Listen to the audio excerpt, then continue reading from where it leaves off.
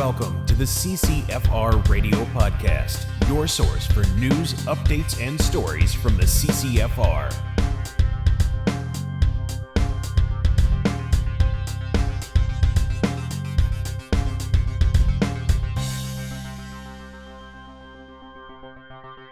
Hey everybody, welcome to episode 190 of the CCFR Radio Podcast. I'm your host, 𝐿𝐵𝐿𝐿. Thanks for joining me again. Today on the podcast, there's a pile of huge news on multiple fronts. So I'm going to go over a couple of things with you right away. And then we're going to bring Tracy on. She'll be with us for, the majority of the episode. So when Tracy comes on, I'm going to do things sort of backwards here. When Tracy comes on, we're going to talk about the throne speech, which happened this morning. I'm recording this on Tuesday. So the throne speech happened a few hours ago. And we're going to talk about the weird stuff that wasn't in there and the even weirder stuff that was. It's a very strange thing. And we're going to try to figure out kind of where things are headed for gun owners, which is something that we have to do for the CCFR to figure out what our strategy is, obviously. But to do that, we're also going to retrace our steps back from when Carney showed up on the scene with the Liberals, look at this pattern, look at his behavior, and figure out kind of where all this is going. We're not going to speculate too much because there's only one person that really knows where all this is going, and it's Mark Carney. People are like, this is what's happening. It's like, you don't know anything. We don't know anything. It's Mark Carney and a handful of insiders. So we're going to try, we're being dealt cards. We're picking them up. We're looking at them. We're figuring out how best to play them. That's it. Okay. So very important because strange things are going on. We're going to cover all that. Also, I'm going to show you a sneak peek of an interview that's over an hour long that I had with Alberta's Chief Firearms Officer, Teri Bryant, who was able to stop by here in person, here in the studio in Chilliwack, British Columbia, and chat with me about a bunch of different things. It's actually kind of a neat interview because it's not all about gun rights and policy. It's getting to know Teri a little bit better, understanding kind of the role of the provincial government in Alberta as it applies to firearms, a little bit of policy stuff. It's pretty cool. So anyway, I've only got 2 minutes of that for you because, like I said, it's over an hour. So I'll let you know where you can watch the full interview and when you can expect it to be available to watch. And then Tracy and I are going to talk about a couple of other stories. But before we get to Tracy, I have an announcement for you. So if you remember in the last episode, I said regarding the CCFR going to the Supreme Court or applying, remember, you don't go to the Supreme Court, you apply and they determine whether your question is interesting enough to grant you an audience, right? So that's how that works. Nobody's guaranteed to get to the Supreme Court. But I mentioned probably 70% no, that we wouldn't apply, 30% that we would. Now I got a lot of comments. And I don't usually have the time to read all the comments on at least on the YouTube portion or on X or whatever. Those are my two platforms that I kind of deal with. I'm not on Facebook much anymore, but I read the comments and I saw the arguments both ways. And I took that information in. I still have a responsibility. I'm going to talk about that in a second, but I listen to people, like really listen to them. And then I decided what we would do is, we would spend the money. So we're risking some money. I went to our general counsel, 𝐂𝐂𝐅𝐿, and asked his firm to create an opinion on whether or not we had whether we could come up with grounds to apply, and it was reasonable in some regard, that it would have some reasonable chance of being accepted by the Supreme Court, and what those questions might look like. And then I asked him to get a second opinion as well. On top of that, there are a lot of people that are really into the legal aspect of what we did, and they send ideas. I compiled those ideas, sent them along, and we paid to have those ideas considered as well, analyzed, if you will, to make sure that there might be something, the best ideas come from the strangest places sometimes, right? Some most unexpected places. So like I say, when I say that I listen to people, whether or not they agree with me or not, I really do, right? So we paid a little bit of money for that. That has come back, and 𝐂𝐂𝐿𝐵 has told me that we will be applying. Now, I don't have any of the details, no on what grounds or what the legal question is, any of that stuff. I'm going to tell you exactly what was the exchange, which was only like 2 hours ago. Mike texts me, he's like, we are going to be able to apply. And I'm like, okay, that's good news. Wilson and I are starting the podcast right now. Do you think I can announce that we're applying? And no response. So Michael Loberg is one of the best people I ever met in my life. So if he's not responding to me, there's a reason for that. So he's probably very busy with something. I'm sure I'll hear from him later. So, but that's all the information I have for now. So we are applying. Now, I just want to cover a couple of things with you. Now, when I say something like, I'm not sure whether we're going to apply or not, that never meant that we weren't. And it certainly didn't mean that we were. What that means, and it was just my emotional feeling, and I said that in the last podcast, 70% I'm thinking no, but 30% maybe. And the reason why we do that is if I'm going to make a decision that's probably going to obligate the CCFR to, I don't know, $100,000 of precious member money, member dollars are not like profit to a business or an inheritance or a government grant. This is completely different, and it's completely different to me. And the fish rots from the head down, or the fish thrives from the head down. And for better or worse, I'm the head of this crazy looking fish, right? So when someone in times where dollars are in short supply for almost everybody, and someone says the CCFR is important and they do this work and I appreciate it and I'm still going to support them, and they send us $1, that dollar has a different significance than anything else. And those people, no matter whether they donate $10 or they donate $1,000, or in some cases $100,000, the respect that is owed for that is basically the most important thing to me. Full stop. Okay. So, there are organizations, whether they're gun organizations or farmer organizations or whatever out there, that would have said, well, we promised to go all the way and we really don't have any grounds to. So what we'll do is we'll just toss together some application, throw it there. We'll fundraise on it. Supreme Court will deny us. We won't have to spend any money and we'll keep all that fundraising money. We just have to tell people we're going all the way. That's the only decision I have to make is how am I going to get more money out of people? Like I absolutely, almost uncontrollably detest that kind of behavior. And I see it in all kinds of places. And it makes me furious. And for my own reasons, and also on behalf of you guys, but for my own reasons as a human being, I will not criticize and rail against people that behave in a certain way and then engage in that behavior myself. I don't do that because that is exactly the behavior that is tearing apart the fabric of our society. And that has been for probably the past 20 years, the worst of all in the past 10 years. So no, being a hypocrite is not okay. And lying to people who would trust you with their dollars in a time like this is not okay. So that's why I don't just throw out stuff like, yeah, we're going to go all the way and I'll worry about the reality of it or the truth of it later. That just doesn't fly. So I know it sounds, sounds like a virtuous, like I'm virtue signaling. I'm just telling you how we operate. Because if you guys have been following, some of you out there have been following us and supporting us for 10 years, and this is the truth. So nothing is ever going to change here. I'm not ever going to do that kind of stuff. So, now that like I said, it cost us a little bit of money, but it was the most responsible things. It was the most responsible way to make that decision, was make sure I had a good view of whether or not we had something that had any kind of remote possibility of being accepted.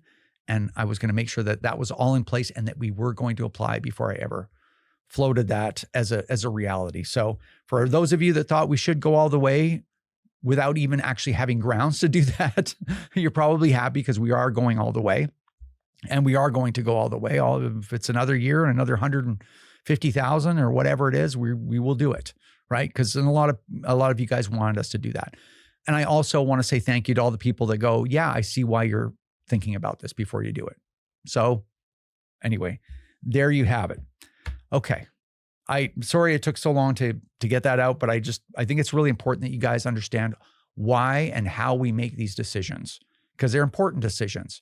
We got to the point where we are Canada's gun lobby, that one big group that we always wanted as gun owners, because I was one of those gun owners, still am. It happened. It is the CCFR. We are in a position where we spend just shy of $500,000 as a third-party advertiser, almost hit the legal limit, right? There's a reason why we got that big, is because we conduct ourselves in the way that we do, and that's never going to change, not as long as I'm here. So I'm just really proud of what we built. So there's no way I'm going to jeopardize that, I guess is what I'm trying to tell you. Okay, that's it. Thanks for hanging in there. I appreciate it. Let's get Tracy on. 𝐂𝐂𝐅𝐑 has been a provider of trauma care training to military and police in Canada for nearly 2 decades. Now this emergency medical training is being made available to a wider audience through 𝐂𝐂𝐅𝐑's online courses. Go to 𝐂𝐂𝐅𝐼sacademy.com and use promo code CCFR30 to get 30% off. That's 𝐂𝐂𝐼sacademy.com. And thank you so much to our great friends over at Vortex Canada. They continue to support the CCFR podcast and the CCFR. Can't say enough about them. Check out all their great products at vortexcanada.net. That's vortexcanada.net. Vortex, the force of optics. Ready, aim, shop. Bullseye North is where passion meets precision. Discover a huge selection of top-notch rifles, accessories, and ammo. Whether you're perfecting your aim at the range or gearing up for hunting season, Bullseye North has you covered with free shipping on orders over 300, including ammo. Some exclusions apply. Check out bullseyenorth.com and remember to subscribe to their newsletter, bullseyenorth.com. A huge thank you goes out to our great friends over at the Saskatchewan Rivers chapter of Safari Club International. They do a lot of great work over there, including supporting the CCFR and the CCFR radio podcast. Check out all their great work at saskriverssci.com. That's saskriverssci.com. All right, we are back. And apparently, in case anyone didn't know, Skype is no more. So now I have to say via the internet, Tracy Wilson of the CCFR. Wilson! Oh, Giltaca, how's it going? It's going weird.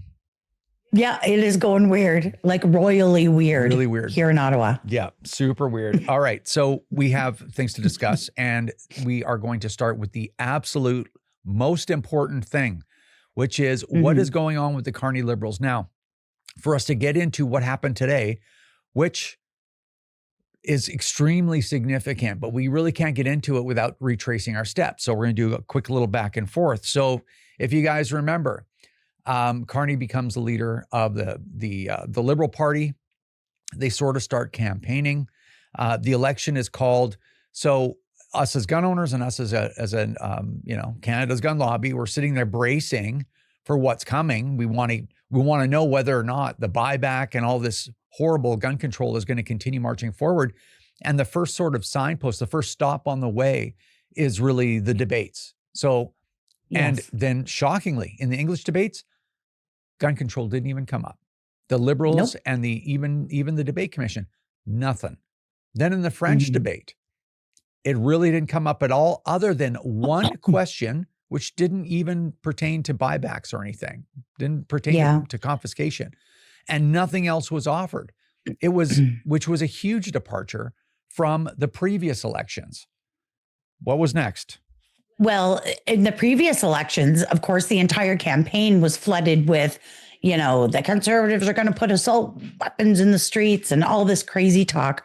But this campaign was very different. On the Conservative side, you had these massive Poilievre rallies. You had YouTubers with tens of thousands of people watching live streams. Carney led a rather subdued kind of campaign. But the only time it even came up, gun control even appeared anywhere in his campaign, was him introducing he was asked a question by the media, I think, about his new star candidate, Natalie Provost. He fumbled her name. He fumbled the school that she attended where the tragedy occurred. He just didn't seem to know that information. And I think he did a press conference with her shortly after, which was the only time gun control was mentioned. And in that press conference, he mentioned completing the buyback, and that's it. We never heard about it again, the whole rest of the campaign. And then they won the election. Yeah, pretty crazy. And then the next step was his appointments. So, again, we're bracing for impact, right? We're like, okay, Provost's going to get like a deputy minister of public safety, and maybe Ben-Dayan will be the minister of public safety, and it's going to be all over but the crying. Well, Ben-Dayan gets backbenched. She got nothing. It's like persona non grata, right? Like she got disappeared. And then Natalie's pushed over to nature. And I was like, what is Yeah, this? she got And then Secretary you of have, State for Nature. Yeah. And then you have new public safety minister, Gary Ananda Sangh. Ananda Sangari. Very Ananda good. Sangari. I had to get you to finish that because I'm still practicing that one. And who I've got your back. you know, he's not an anti-gun zealot. I mean, he said a couple of things, but it's towing the party line. But yeah, it's just, and not a lunatic like Bill Blair or any of the rest of them. Just very interesting. Yeah, Bill Blair got backbenched too. So yeah. He's gone. He's been disappeared, which is great. Yeah. Well, and then after that, after the appointments, of course, there's usually the mandate letters. And this is where you find out the details about what they've been tasked with doing. And in previous iterations of this government, that's where you would see the talk of, you know, confiscations and whatever. So the mandate letter comes and it's just one single mandate letter for the entire government with 7 points of interest, 7 focuses that they were going to do. And nowhere in there is there any mention of gun bans or buybacks or confiscations or anything. So we were like, okay, well, you know, we'll have to continue and see what happens. So that was that. And then what happened? Well, then this is all part of the roller coaster, right? So every time we're, you know, ticking up to the top of, you know, like a big peak, we're like, oh, here it comes. And it's like, over the top and down again. It's like, okay, well, nothing happened. So, and then that led us to today when we're recording this, which is the Tuesday, where we had the speech from the throne. And of course, we've all been bracing for what's coming, you know, with this, you know, in the speech from the throne, because again, it's another important situation where the government is telling all of us what they have in store. And it couldn't have gone weirder. I mean, forget the fact that they fly the king in, you know, like, the king for some reason, but whatever. So this is the king actually speaking the words of Mark Carney, because he's the leader. And why don't you highlight what we're talking about here, Ms. Wilson? Yeah, well, so of course they had the king read the speech. Normally I would be looking for more details. It was a little bit vague, but the most important part is, he says, the government will discharge its duty to protect Canadians and their sovereign rights from wherever challenges may come at home or abroad to keep communities safe. So this is where we were listening. The government will hire 1,000 more RCMP personnel. It will change firearm licensing and strengthen enforcement of yellow and red flag laws. Weapons licenses for those convicted of intimate partner violence and those subject to protection orders will be revoked. Through the deployment of scanners, drones, and helicopters, additional personnel, and canine teams, the government will stem the tide of illegal guns and drugs across the border. And finally, it will take these steps while protecting the rights of law-abiding gun owners and Indigenous peoples' longstanding hunting traditions. But just to read that again, while protecting the rights of law-abiding gun owners.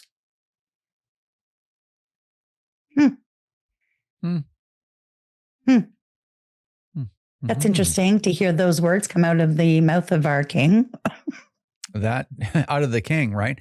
And so like for us to just kick this around for a couple of minutes, I think the first thing, it's almost like we have this on the list after this, but I think you almost have to talk about it ahead of time. Yeah. So I had taken a picture on my TV with King Charles, you know, doing this speech. And then I said, you know, this guy just said that they want to respect the rights of law-abiding gun owners. Yeah, you know, protect them. And I just said it was interesting. Yeah. And then I had someone like, I don't trust these elites. And everybody's like, you know, coming in to say like, don't take the bait. Like nobody's taking the bait. There's no bait here that anyone is biting down at the CCFR on. Okay. No. But it's a very interesting situation when you have the King of Canada, well, of England and of Canada, telling gun owners that they have rights. Yeah, I imagine there were a few heads exploding across the country on that one. So, you know, when we draw attention to that, and that is very significant, like it's significant. That's not only did they not talk about a buyback, not only did they even say something weird and vague, like, well, we're going to continue our effort to take assault weapons off the streets. Assault weapons have never been on the damn streets anyway, by the way. Right. But not only did they not say that, but they acknowledge almost in a way, like gun owners, yeah, we've been unfairly targeted and destroyed, and we're now going to get respect instead. And, I'm probably repeating myself. I will reiterate it. Like, we're not saying like, hey guys, don't worry, everybody come out from underneath the table, come out of the, you don't have to take cover anymore. Everything's going to be fine. Carney's not going to bother us. That's not what we're saying. But that's very significant. And it's an acknowledgement, in my opinion. And I want to hear your opinion, Tracy, after this, but it's an acknowledgement. It's like, yeah, what we've been doing is probably wrong. It's created an incredible amount of division and anger. A whole bunch of people have been blamed unfairly for the actions of a handful of people in the last 65 years, like literally a handful of people in 65 years, and millions of people are being blamed for it. Like, there's an acknowledgement there. It's almost an unspoken thing. Like, okay, we're letting you guys up. You've had enough. What that means to gun owners, I don't know yet. And I'm not going to speculate on it because it's pointless, but it just signifies to me that it's like, okay, well, we think that the previous government was off the mark. It's gone in the wrong direction. And so we're going to give you guys a little bit of an acknowledgement just to let you know. It's like, yeah, this boss is different from the old boss. So. Well, and I feel like with Trudeau, he weaponized the debate about guns in Canada to divide people. He behaved like a toddler who's been reaching in the back of his diaper and throwing stuff all over the place. And I feel like I'm not sending kudos across the way or anything. I don't want people to read into that the wrong way, but this guy's really sharp. He's not stupid. I think he would really like to have a majority. And I think he's trying to find some way to, govern down the middle, which, at the end of the day would be best for all Canadians. But we'll see what happens. We'll see what happens down the road.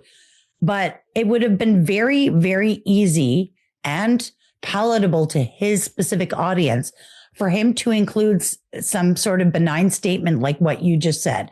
We'll continue to get assault weapons off the street, or, all these stupid things that liberals have been saying for the last decade. It would have been very easy to include that and just skim over it and continue from there, even if he never actually does it. But leaving that out is very intentional. And the language that's used there, to protecting the rights of law-abiding gun owners is literally the words that they said. We haven't heard anything like that in a long time. So, I'm not ready to just lay back and say, okay, our work here is done. Everything's going to be fine, obviously. But I also can't help but feel like, somebody's taken the boot off my neck a little bit, right? So yeah, we'll see. Well, it's encouraging. Maybe there's dialogue to be had, and like I said, right after the election, came to a conclusion. We're going to be reaching out to the Liberals. We're going to see whether or not they're going to be receptive to even talking to us. Which is, I think all of us we're very conditioned to the way things have been for the last decade, because a decade is a long time. I think everybody has felt how long this last 10 years has been. And we're used to just a complete clown show of a political system. And now you have Carney and whatever his motivation is, and we speculated on that a little bit. I think it's okay to speculate on that because it's not, we're not making predictions for gun owners specifically. But, Carney really has, he's got choices, right? He's a smart guy. He's an accomplished guy. He's got choices. He can either go down as the guy that's going to finish the job for Trudeau, or maybe he can go down and say, there's so much I can fix right now, and go down as one of the greatest prime ministers in Canadian history. I'm going to, treat people fairly. I'm going to fix the economy. I'm going to do because all those things actually can be done. They're not impossible. It's just been a political thing. So I don't know what his motivations are. I'm not taking anything for granted, but all I'm saying is I'm very happy that all the stuff that Trudeau has been, ideologically, he was a zealot, screeching about doing all these horrible things to all the people that didn't do anything. All that seems to have stopped. So does it mean we're getting our stuff back? If I were to guess, I don't think so. But it might mean that the forward progress is going to stop, at least for now. And the reality, I think this is the most important thing. The reality is for everyone, especially when they're like, don't trust these people, he's not going to, it's like, we're not trusting anybody, but at the same time, you have to look around at what your situation is, and you have to figure out what your next move is in a mature, articulate manner. And right now our situation is, this guy can go the distance. This guy can go 4 years, even with his minority. Yeah. Right? He only has to make a very tiny deal, throw a little bone to the bloc or the NDP, and he can run 4 years like this. But I think he wants to be elected more than once. I think he wants a majority, and he wants the full pull for whatever is planned, for good or ill. Right? So I don't know. I think we have to work in our battle space, and this is it. You right? have to. So we're not. There's no election in the foreseeable future. Right? Probably 3 years. Unless something really terrible happens. So you got to figure out how we hold on to our guns in the interim. And and I mean that, some guys are like, well, nobody's getting like, I'm talking about within the system. That's our job. Right. It's within the system to hold on to everything we have and maybe get some stuff back or whatever. But anyway, all that to say, I just want people to understand what our mindset is here, Yeah. So that's encouraging. At least maybe we'll have an audience, and at least gun owners will have a seat at the table. I don't know. We'll see. It's just a very marked departure from what we've been dealing with. You would have never heard that kind of language in a Trudeau throne speech. Yeah. So no way. Yep. And as far as what's the reason for that? Well, he's looked at gun owners and probably looked at the mobilization that happened in the last election. And I would dare say, if he's looking at the gun lobby in Canada, then he's looking at us. Yes, that's right. Of course. Why don't we move on, and we'll explain a little bit in a little bit more detail. Move on to an article that you put together for the website and our newsletter.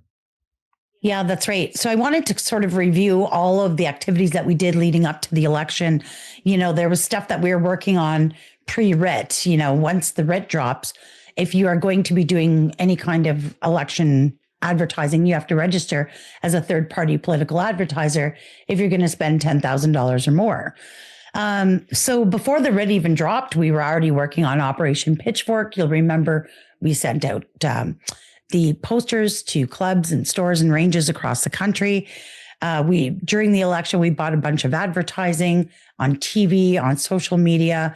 We did a whole bunch of stuff. And I wanted to put all of that in one place because our social media guy, Brandon, God bless him, because that guy works so hard, but he put together a lot of information showing how many people we got in front of, what some of the results were. I got a few things here I'd like to read out that are in that article, but you can find it on the website at ccfr.ca.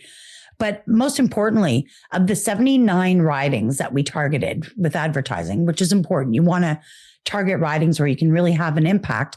53 out of the 79, we achieved the desired outcome. So that's huge. We helped flip 9 Liberal NDP stronghold ridings to the Conservative Party of Canada. Some ridings that we've helped flip hadn't gone Conservative in nearly 60 years. So that's pretty big. We helped increase the total vote count for the Conservatives in nearly every riding and nationwide by an extra 2.3 million votes, which is, equates to almost the entirety of the firearms community. We helped secure 24 vulnerable Conservative ridings.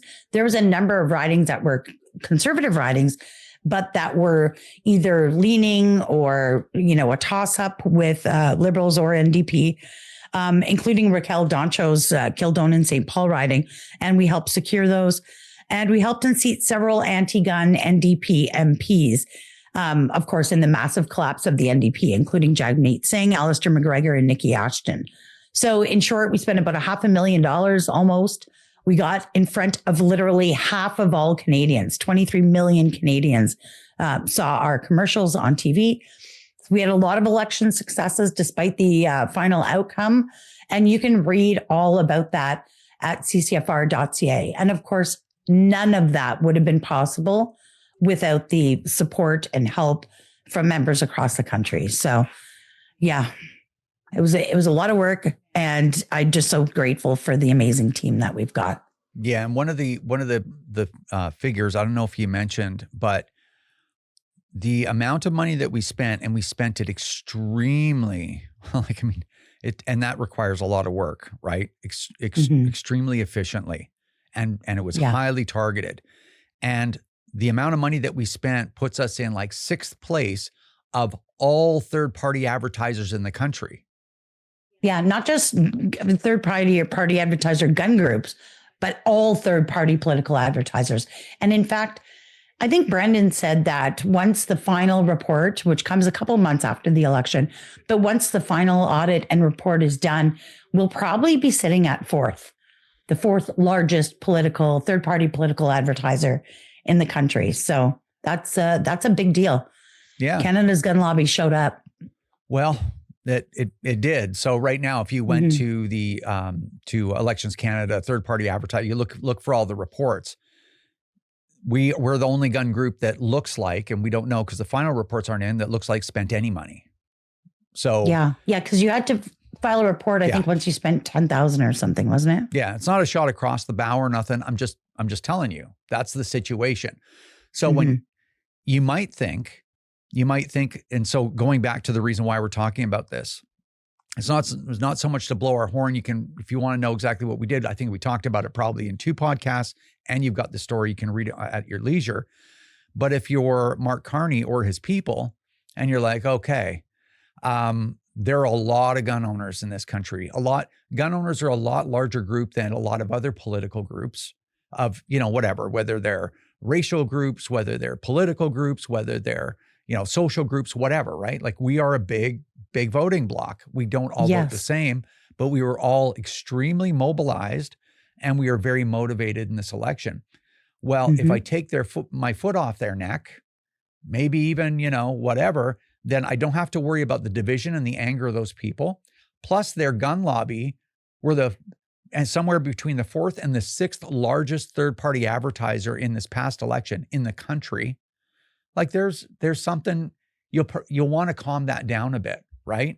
Yeah. And then over the last 10 years, we've really put the gun debate into the mainstream and represented at least 98% of the time, because we're also human, but represented gun owners as reasonable, rational people that just want to be left alone and that aren't a disproportionate risk to public safety.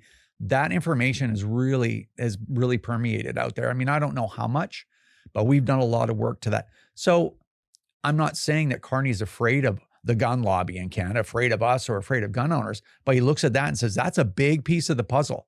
If he would have gotten gun owners on his side, he would have a clear majority. Oh yeah. Oh yeah. And the thing is, he took over a parliament that is seeing record levels of crime out of control. So there's no denying it. Like that, the Liberal record before him on public safety is a big failure, right? So yeah, I think there's a combination of things happening there, but yeah, I am sure he doesn't want to see that kind of organized effort against him should he be running in the next election. Yeah. So. I mean, he would be stupid to want that, right? Like that was Justin Trudeau's downfall. One more thing, the Conservative Party of Canada has put together their shadow cabinet. I think you got a couple of details from that. Yeah, that's right. So I am sad to see Raquel Dancho go. She was our shadow minister for public safety for a number of years. She's been through a lot with us, but she's moved on to something else. And interestingly enough, we've got Frank Caputo for CPC, shadow minister for public safety. And of course, he's the member for Kamloops, Thompson, Nicola out in BC. He's a lawyer and former Crown prosecutor. Really talented guy, really smart guy. I'm excited to get to work with him.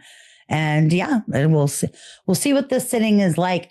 All the committees, of course, were dissolved at the end of Parliament, so we don't know who's going to be sitting on SECU yet. But as soon as we have that information, you can be sure that I will let you know. All right. So next up, okay.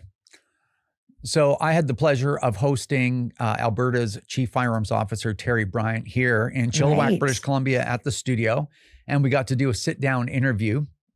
And I'm not going to play the interview here on the podcast just because it would be too long. Because, I mean, we talked, I think I'm putting the entire thing, like there was really nothing I had to cut out other than we had one break because it was getting, we were talking for a long time, but I think it's like an hour and 10 minutes or something.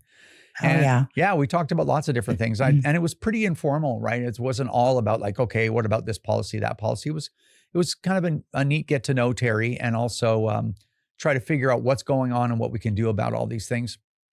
And so anyway, we're going to release the full interview on our YouTube channel this Friday. So if you're watching this on Thursday, it's like literally tomorrow, but I'm going to show you just a quick little snippet of it. Check it out.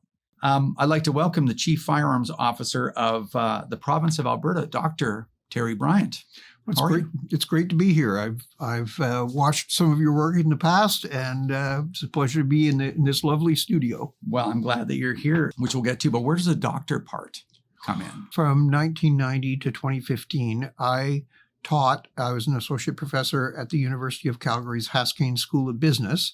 And so in order to do that, prior to coming to the University of Calgary, I obtained a doctorate in international business from the University of British Columbia.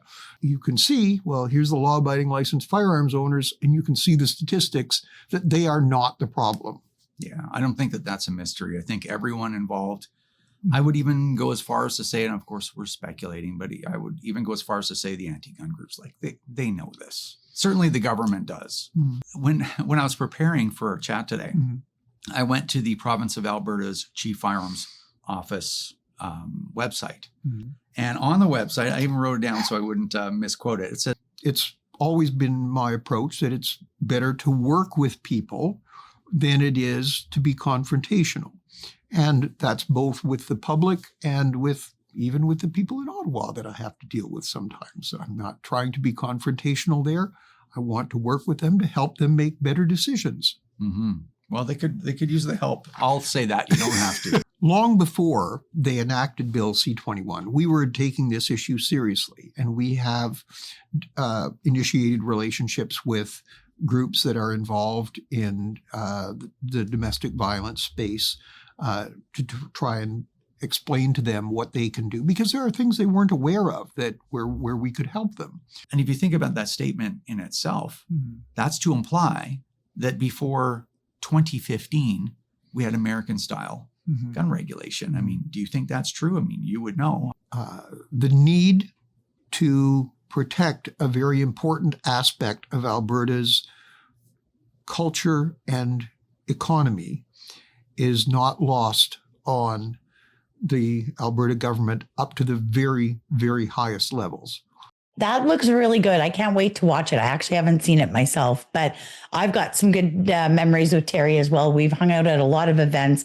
She's just a wealth of information. She always makes me feel super inadequate about my gun collection.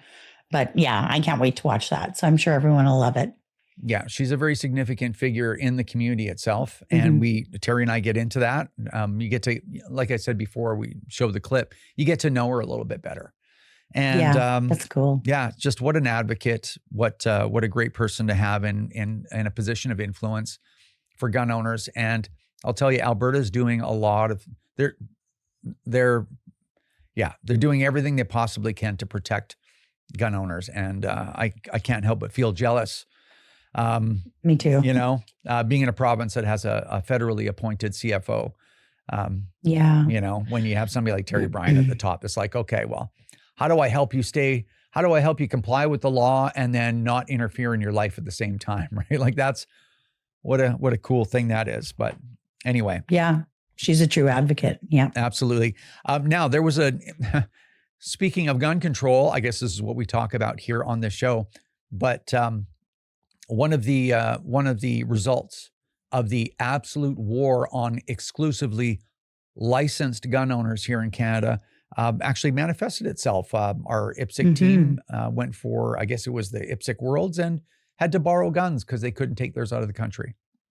Yeah, that's right. So just recently in Czech, there was the PCC Mini Rifle World Championships. And of course, Canada was proudly represented by a variety of team members, including CCFR gunny girl, Melody Phil. She's a big star. Anyways, big shout out to her. But our team went over there. A bunch of our people went over there to also act as officials. But they had to borrow or rent guns from other countries. Now, it's not because they didn't own things that would have been reasonable or appropriate for that sport. They absolutely own them, but their government banned them. So their legally owned firearms that they bought in good faith and had used for their sport previously remained here in Canada, locked up safely where they'd been the whole time. And they had to go out and rent or borrow rifles from, I believe the Americans helped them out with that, so that they could compete on the world stage. Just an absolute embarrassment for Canada as a country. Huge tournament. I think there was 1,000 competitors. It was massive, and Canada showed up with nothing but luggage. So yeah. Well, they couldn't even practice for that competition either. No, you're not even allowed to shoot your guns, even at an approved shooting range. Yep. Like that's one thing we're going to be focusing on, right? With the government. It's like, hey man, let's take it one piece at a time. We're going to eat this elephant one bite at a time. First thing is let people use the guns that they own, even if it's just at the range. There's no public safety benefit whatsoever to just stepping on their faces and wrecking everything they put their lives into. At least let them use their firearms, in the interim while we. And it's crazy. You think about it. These people spend a lot of money and a lot of effort to go over there, to go to this championship. And then they end up competing with a rifle they've never shot before. I don't know. And for what? For what was solved here? What crimes were prevented? Nothing. Yeah. So absolutely ridiculous, total clown show, total embarrassment. And hopefully it's a different situation next year. I don't even think you stated it strongly enough. Well, I have other words, but we can't. This is a family-friendly show. Like total clown show is absolutely on the mark. That's how literally ridiculous it is. But anyway, yes, it is what it is. Okay. So we're getting close to the end of the list. I just want to make one announcement, which is we have one more podcast, which is 2 weeks from now. And then we will be on the summer schedule, which is instead of every 2 weeks, it's once a month until we hit middle of September. And then we're back to bi-weekly all the way around the calendar again to this point. Well, the point that's about 2 weeks from now. So 2 weeks from now, one more podcast. And then the next one after that will be in and around July the 10th. So we've got some interesting projects that we will be engaged in during that break, which will be great. Get caught up in some other work and also take some time off, which would be nice. And cool. I have one favor to ask. Well, it's a two-part favor. The first part is if you're watching this podcast on YouTube, can you please subscribe to the CCFR YouTube channel? We're really getting close to 100,000 subscribers, and that's a big milestone. Oh, cool. So we're trying to hit it. So just check real quick. If you're not subscribed to the channel, please hit that subscribe button so we can get to our goal of 100,000 subscriptions. And the other thing too, if you're not getting our emails, make sure that you go to ccfr.ca, scroll down to the bottom, subscribe to our newsletter. We only send one newsletter a week. That's it. One a week. I don't spam you with a bunch of monkey business. It's one important email per week. And it also provides an opportunity for us to have the ability to get a hold of you if we need to. So we can send an emergency email if need be. There's a prohibition, or maybe even there's some unusually good news. How about that for a change? That would be nice. What's that? Yeah, that would be nice. Yeah. Usually it's a red alert because something awful is happening, right? It'd be nice to have a red alert that's positive. Yeah. Well, that was just me hallucinating that, things would get better for licensed gun owners, but I don't know. Dare to dream. Yeah. Yeah. But anyway, make sure you're subscribed to our newsletter. And if you are, and you're not getting it, just check your spam folder. You may have to put us into your safe senders list. And really, that's it. So one more reminder, the Teri Bryant interview should be up on our YouTube channel on Friday. We'll spread that around social media as well. And I also wanted to mention all the stuff that we talked about that the CCFR did throughout this election, which is incredible. No gun group, no series of gun groups combined ever kind of got to that point in Canadian history before. So it's actually quite a historic achievement. And I'm really proud of what the CCFR has done. But again, we couldn't have done any of that stuff if we weren't well supported by gun owners and all of you. We wouldn't have the clout to be able to talk to Carney's government and say, hey, listen, we actually do speak for a lot of people. So much so that, that might have cost you your majority, right? So that wouldn't have happened if we weren't well supported. So thank you for that directly. Any final words, Ms. Wilson? No, I think that's it for now. If anything happens in the meantime, make sure you get the app too, because you can get notifications there as well.